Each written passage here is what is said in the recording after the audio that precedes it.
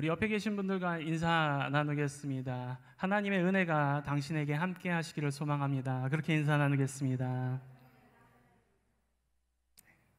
감사합니다. 되게 오래된 찬양인데 아직도 우리에게 은혜를 주는 찬양인 것 같습니다. 그죠? 특히 후렴 부분에 공평하신 하나님이 하면은 왠지 눈물이 날 것 같고 주님 앞에 내가 다시 한번 무릎을 꿇어야 될 것 같은 그런 감정이 드는 귀한 찬양인 것 같습니다. 그런데 이 찬양에서 고백하는 것처럼 진짜 우리는 하나님이 공평하시다고 믿으면서 살아가고 계십니까? 믿음이 좋으신 분들이 계시네요. 가끔은 근데 우리의 삶에서 일어나는 문제들을 바라보면 하나님께서 진짜 공평하신가? 라는 의심을 들게 하는 순간들이 가끔 있습니다. 전에 제가 수련 목회자 사역을 할 때 속회를 드리는데 나이가 지긋하신 권사님께서 저한테 하셨던 질문이 하나 있습니다. 그 질문으로 오늘 이야기를 시작해 볼까 합니다. 화면을 한번 보시면요, 두 아이가 있습니다. 두 아이가 똑같이 울고 있습니다. 비슷한 연령대의 두 아이가 똑같이 울고 있는데, 근데 두 아이가 울고 있는 상황은 너무나도 많이 다릅니다. 한 아이는 여러분 보실 때 왼편에 있는 아이는 제가 잘 아는 아이인데 자기 요구를 들어주지 않는다고 떼를 쓰면서 지금 울고 있는 거예요. 풍족하게 살고 있음에도 불구하고 내가 지금 원하는 게 이루어지지 않는다고 떼를 쓰고 있는 장면이고요. 그 옆에 있는 아이는 최소한의 살아가는 데 필요한 것들, 음식이라든지 물이라든지 이런 것들이 충족되지 않아서 흘릴 수밖에 없는 눈물을 지금 흘리고 있다라는 거죠. 같은 나이인데도 불구하고 곧 태어난 장소가 다르기 때문에 이 두 아이가 처하고 있는 상황과 흘리는 눈물의 의미가 너무나도 많이 다르다라는 거예요. 이런 아이들을 보면서 그 권사님께서 하신 질문이 이거예요. 이런 아이들을 보면서 과연 하나님께서 공평하시다고 말할 수 있는가라는 게 저에게 했던 질문입니다. 여러분은 어떻게 생각하십니까? 하나님은 공평하신가요? 네, 좀 소리가 줄어들었어요. 흔들리시나 분들. 공평이라는 말의 사전적 의미를 살펴보면요, 저울에 무게를 달았을 때 어느 한쪽으로도 기울어지지 않고 수평을 유지하는 상태라고 합니다. 그림처럼 비슷한 물건을 서로 달았을 때 같아지는 상태를 말하는 거예요. 이처럼 공평이라는 말은 굉장히 간단한 의미처럼 보이는데 그런데 실상은 그렇지 않습니다. 만약 이 그림처럼 서로 다른 물건을 달아본다면 무게가 서로 달라지기 때문에 무게를 맞추기 위해서 수적으로는 차이를 둘 수밖에 없죠. 무게적으로는 공평이 이루어지고 있으나 수적으로는 공평이 깨지는 상황이 되어버린 것이죠. 또한 물건의 가치가 다르다면 수적으로, 무게적으로 차이를 두는 것이 당연한 것이지만 이로써 우리가 알 수 있는 것은 공평이라는 개념이 그렇게 간단하고 쉽게 이해되는 것이 아니라 아주 복합적인 정보들을 가지고 이루어질 수 있는 것이 공평이라는 개념이라는 것이죠. 예를 들면 달리기 하는 사람들이 있다고 가정해 봅시다. 두 사람이 똑같은 출발선에서 시작해서 같은 거리, 같은 목표 지점을 누가 빨리 가냐를 겨루는 경기이죠. 때문에 굉장히 공평해 보입니다. 나는 그 달리는 사람들의 차이를 둔다면 이 또한 공평해지지가 않습니다. 예를 들면 남자와 여자가 달린다. 그러면 공평해지지가 않는 거죠. 성인과 아이가 달린다. 이 역시 공평해지지 않습니다.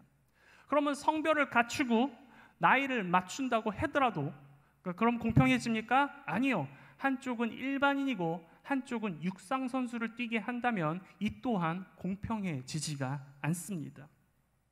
이처럼 공평이라는 개념을 이야기하려면은 보다 많은 정보를 가지고 조합해야 한다라는 결론이 나옵니다. 많은 정보를 바탕으로 복합적으로 계산해서 나오는 것이 비로소 우리가 말하는 공평이라는 상태가 되는 것이죠. 그렇기에 어쩌면 진정한 공평은 인간의 능력으로는 나올 수 없는 것일지도 모릅니다. 왜냐하면 우리가 가지고 있는 제한된 정보와 시각으로는 정당한 완전한 공평을 이루기 어렵기 때문입니다. 그렇다면 이 세상에 공평은 없는 것입니까? 아닙니다. 우리 이 세상을 공평하게 이끌어가는 분이 계십니다. 그것이 누구십니까? 바로 하나님이십니다.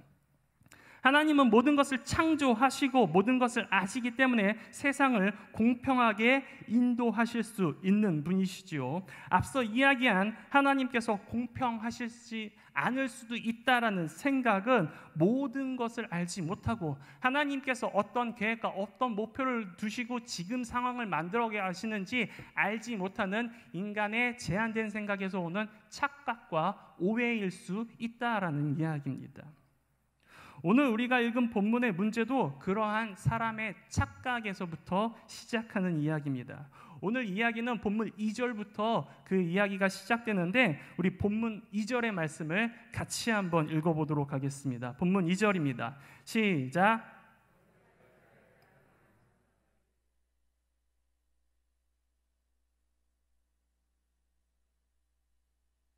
아멘.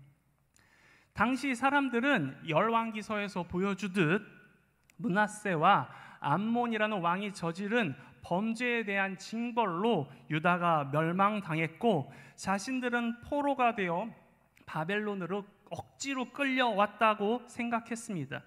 그래서 주전 587년에 예루살렘이 멸망되었을 때 예레미야가 5장 7절에 나온 것처럼 탄식하게 되는 거죠. 우리 열조는 범죄하고 없어졌고 우리는 그 죄악을 담당하였나이다 라고 탄식하는 것이죠. 에스겔이 3차 포로로 바벨론으로 끌려가던 시기에는 오늘 본문 2절과 같은 말이 속담으로 아예 자리를 잡게 되었어요. 아비가 포도를 먹었기 때문에 아들이 이가 시다라는 말은 지금의 상황, 곧 이스라엘이 멸망하여서 포로로 잡혀가고 있는 이 상황은 자신들의 죄가 아닌 조상들의 죄로 인한 것이고 자신들은 죄가 없음에도 벌을 받고 있다는 소위 조상을 잘못 만난 탓이다라고 이야기하고 있는 것이죠. 그러면서 하나님을 조상들의 죄 때문에 아무 죄도 없는 자신들까지 벌하시는 공평하지 않은 분이시다라고 말하고 있는 것입니다. 물론 그들의 이런 주장은 아무런 근거가 없는 말은 아닙니다. 이거에 성경에 근거를 두고 있는 말이에요.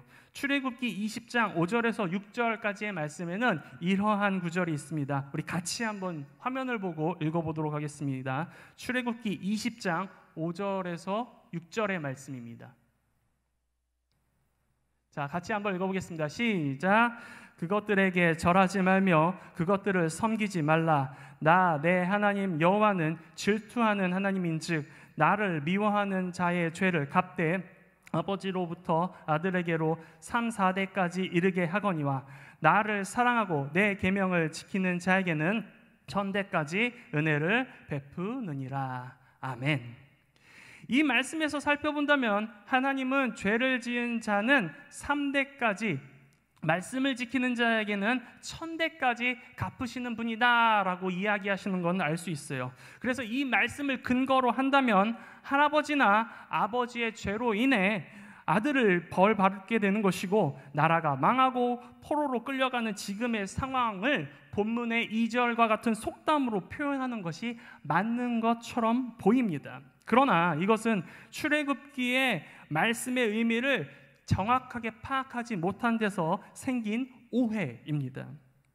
출애굽기 20장의 말씀의 참뜻은 하나님께서는 죄로 인한 벌을 3대까지만 그치시지만 하나님은 은혜에 대해서는 1000대까지 이어주시는 은혜로운 분이라는 것을 강조하기 위해 써놓은 구절인 것이죠. 또한 이 말씀을 통해서 기억해야 할 것은 죄라는 것이 그 사람에게서 없어지는 것이 아니라 부모의 죄를 보고 자란 사람들은 죄의 환경이 갖춰져 있어 그 아비의 지었던 죄를 똑같이 지을 수 있는 환경이 자녀들에게도 만들어지고 있으니 아비들에게 경고하는 메시지인 것이죠. 자녀들에게도 죄를 물려주고 싶지 않다면 지금 즉시 죄의 길에서 떠나야 한다라는 것을 말입니다. 그런데 이 말씀을 오해해서 그 말씀 곧이곧대로 할아버지의 죄, 아버지의 죄 때문에 지금 우리가 벌을 받고 있다라고 이스라엘 백성들은 생각하고 있는 거예요. 실제로 하나님께서는 그 아비의 죄로 인해 자식을 벌하시지 않는 분이십니다. 신명기 24장 16절의 말씀을 보면 아버지는 그 자식들로 말미암아 죽임을 당하지 않을 것이요 자식들은 그 아버지로 말미암아 죽임을 당하지 않을 것이니 각 사람은 자기 죄로 말미암아 죽임을 당할 것이니라 라고 기록하고 있습니다. 성경은 모든 사람은 자신의 죄와 의로 인해 행위대로 봉을 받는 것이지 아버지의 죄로 인해 벌을 받거나 아버지의 의로 인해 복을 받는 것이 아니라고 이야기하고 있습니다. 오늘 본문 5절에서 20절까지는 하나님께서 사람들이 벌을 받게 되는 경위와 복을 받게 되는 경위에 대해서 자세하게 설명해 주시고 있습니다. 먼저 5절에서 9절에는 의로운 사람이 하나님의 법과 의를 따라 살아 어떻게 복을 받게 되는지 적고 있고, 그 다음 9절인 10절에서 13절까지는 그 의로운 아버지의 아들이 악한 일을 행하면서 산 경우 그가 어떠한 벌을 받게 되는지 이야기합니다. 다시 이어서 14절에서 20절 말씀에는 그 악한 아버지를 둔 자식이 의롭게 산 경우에 대해서 이야기하고 있는데 모두 자기 자신의 행위로 인해 복과 벌을 받게 된다고 말하고 있지 아버지의 의나 죄로 인해 그 자녀들이 벌을 받는다고 이야기하고 있지 않는 것이죠. 그리고 20절 결론의 말씀에 이렇게 이야기합니다. 우리 20절의 말씀을 같이 한번 읽어보겠습니다. 시작.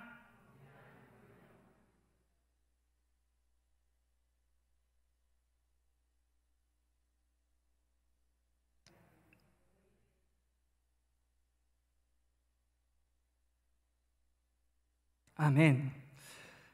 실제로 아버지가 악인이었으나 아버지는 하나님 앞에서 의롭게 살아 복을 받은 사람의 이야기를 성경에서는 많이 소개하고 있습니다. 오늘은 그 중에 대표적으로 남유다의 왕이었던 요시야라는 사람에 대해서 이야기해 볼까 합니다. 요시야는 아버지는 아몬이었고요, 할아버지는 므낫세라고 해요. 하나님 앞에 할아버지, 아버지 모두 악을 행했던 아주 악한 환경에 있던 사람이었습니다. 그러나 그는 8살이라는 어린 나이에 왕이 되었음에도 불구하고 어떻게 하면 하나님 앞에 바르게 행할까, 정직하게 살아갈까를 고민하면서 하나님 앞에 그렇게 정직하게 살고 나라를 다스렸던 왕이었습니다. 그래서 하나님께서 그에게 복을 내려주셔서 그가 다스리는 동안 남유다가 평안할 수 있도록 인도해 주셨고, 또 그에게 구약의 종교개혁을 이끈 인물로 우리에게 기억되게끔 하나님께서 크신 은혜를 베풀어 주신 일이 이 요시야라는 사람을 통해서 우리에게 알려주신 것이지요. 이와 반대로는 아버지는 의인이었으나 아들은 악을 행하여 벌을 받은 사람들의 이야기도 많이 나옵니다. 대표적으로 사사 기드온의 아들인 아비멜렉이라는 사람이 있습니다. 기드온은 우리가 잘 알고 있는 사사로 하나님의 말씀에 순종함으로 300명을 데리고 미디안 군대 13만 5천 명을 물리친 용사입니다.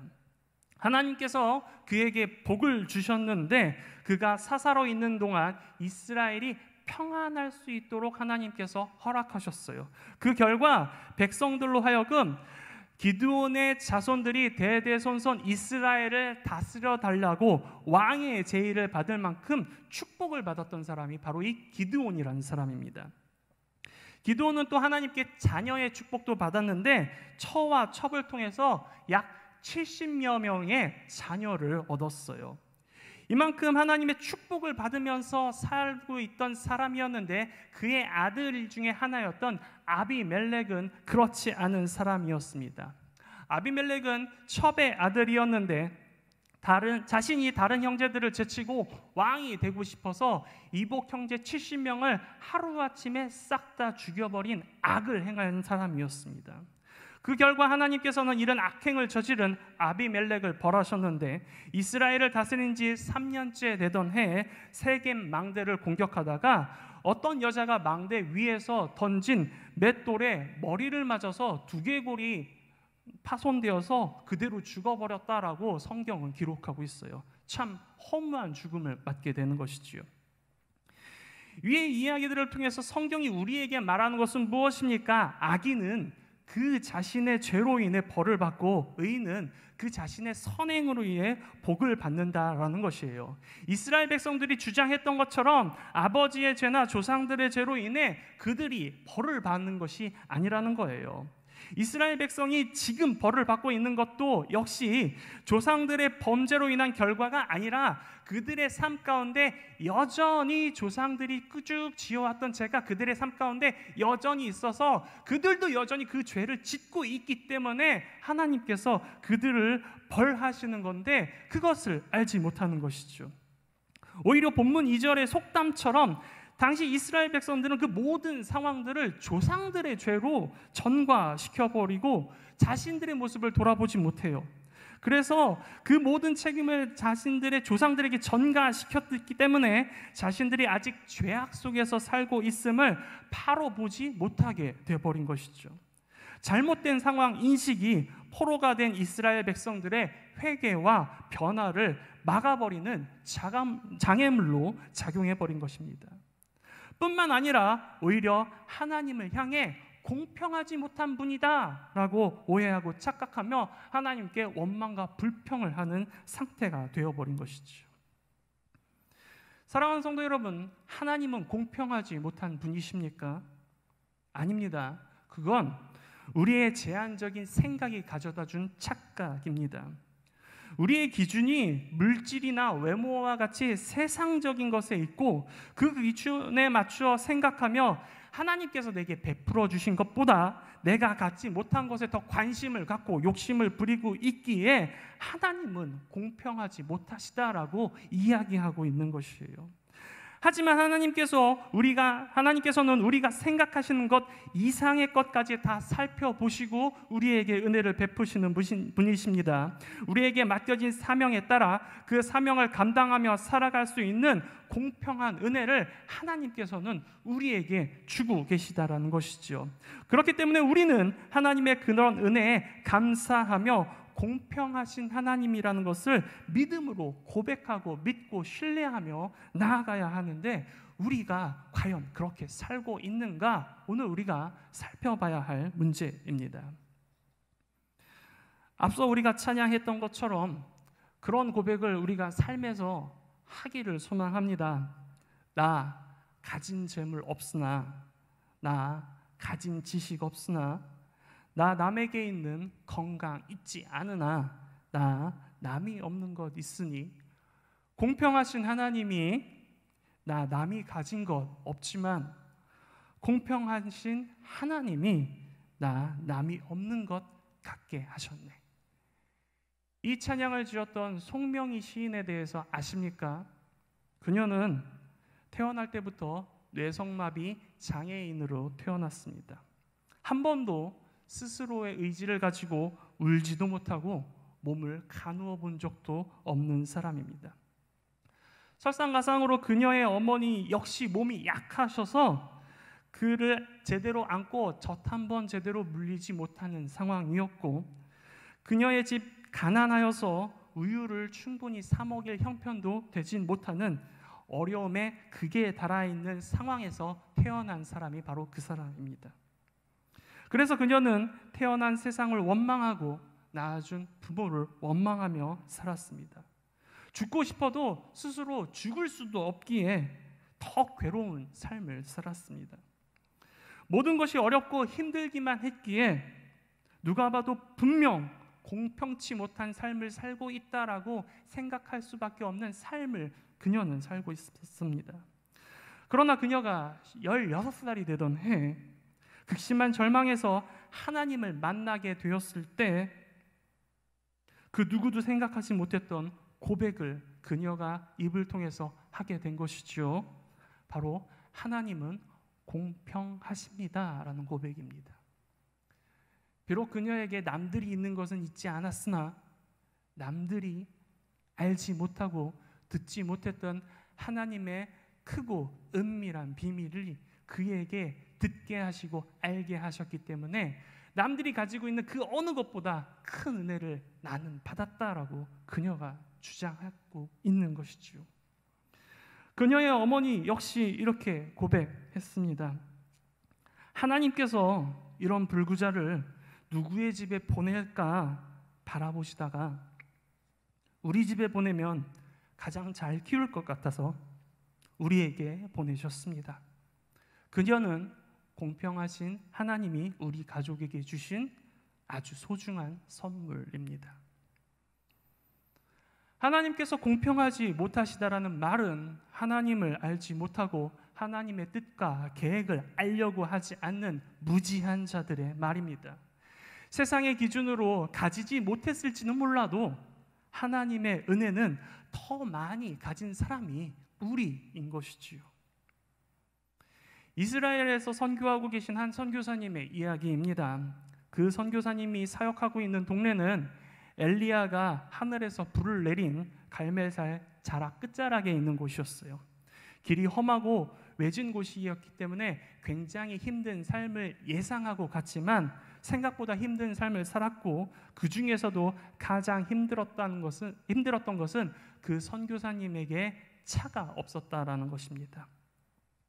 대중교통이 발달되지 못한 곳이었기 때문에 차로 10분이면 갈 수 있는 곳도 몇 시간이 걸려야만 갈 수 있었고 그렇기 때문에 매번 남들의 차를 얻어 타고 눈치를 봐야 하는 상황들이 반복되는 것이죠. 하루는 그러한 상황들이 너무나 힘들었는지 딸이 그 선교사님께 질문을 합니다. 아빠는 하나님을 믿어? 그럼 당연하지. 왜? 그럼 아빠가 믿는 하나님은 능력이 없어? 하나님은 능력이 많으신 분이지. 왜 그러는데? 다른 사람들은 다 차가 있는데 우리만 없잖아. 하나님이 때가 되시면 주실 거야. 보배야, 기도하면서 기다리자. 다른 목사님들도 하나님을 믿고 차를 구하면 하나님께서 그들에겐 주셨는데 아빠도 목사님이고 아빠도 똑같이 차를 달라고 기도하고 있는데 왜 아빠만 안 주셔? 무슨 차이가 있어? 아빠 정말 하나님 믿어? 이렇게 묻는 아이에게 더 이상 선교사님은 아무 말도 할 수 없었다고 합니다. 웃어야 할지 울어야 할지 참 난감한 상황이었죠.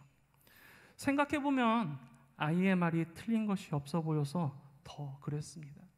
다른 선교사님들은 다 차가 있어서 빠르게 다니면서 사역하고 있는데 나도 못지않게 열심히 사역하고 있고 사역하고 싶은 열정이 있고 그리고 열심히 기도하면서 간구하고 있는데 나만 차가 없어서 우리 가족이 고생하고 있다라고 생각하면 하나님은 공평치 않으시다라고 분명 그렇게 생각할 수 있는 상황인 것이죠. 그런데 선교사님은 그러한 상황 속에서 다음과 같이 고백하셨습니다.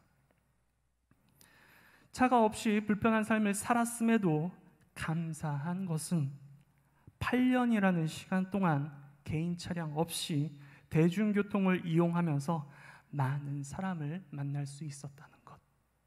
그 만나는 사람들에게 복음을 전할 수 있고 그 만났던 많은 사람들과 교제할 수 있는 특권을 하나님께서 나에게만 허락하셨다는 것. 그것을 고백하면서 하나님은 공평하신 분이다라고 고백했다라는 것이죠. 없는 것에 집중하지 않고 하나님께 집중했더니 나에게만 주신 특별한 은혜가 보였고 그로 인해 공평하신 하나님을 내가 알 수 있고 느낄 수 있고 경험할 수 있게 되었다라는 이야기입니다. 사랑하는 성도 여러분, 하나님이 공평하신 분이라는 사실을 믿으십니까? 만약 믿어지지 않는다면, 입술로는 고백했는데 마음속으로 그렇게 동하지 않는다면 우리 하나님께 더 엎드려 보시기 바랍니다. 더 간구해 보시기 바랍니다.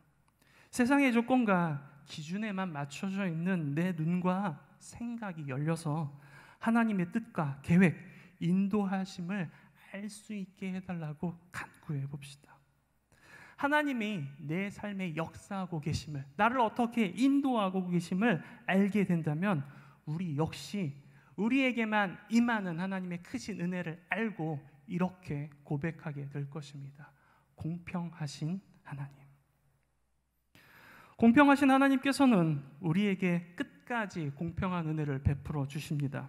오늘 본문 26절과 27절에 나온 것처럼 아무리 의인이었어도 악을 행하면 그 행한 죄악으로 말미암아 죽을 것이고, 죽을 수밖에 없는 죄인이었어도 회개하며 주의 길로 되돌아온다면 그의 영혼을 보전하신다고 말씀은 기록하고 있습니다.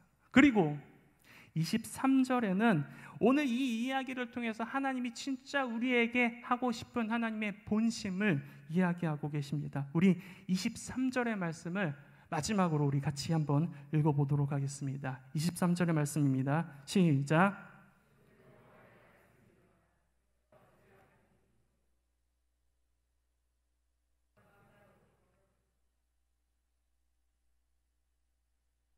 아멘.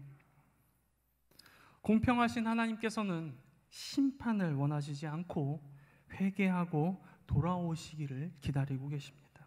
그리고 그의 백성들이 하나님께서 공평하신 분임을 믿고 신뢰하며 주어진 사명을 감당하기를 기대하는 것이죠.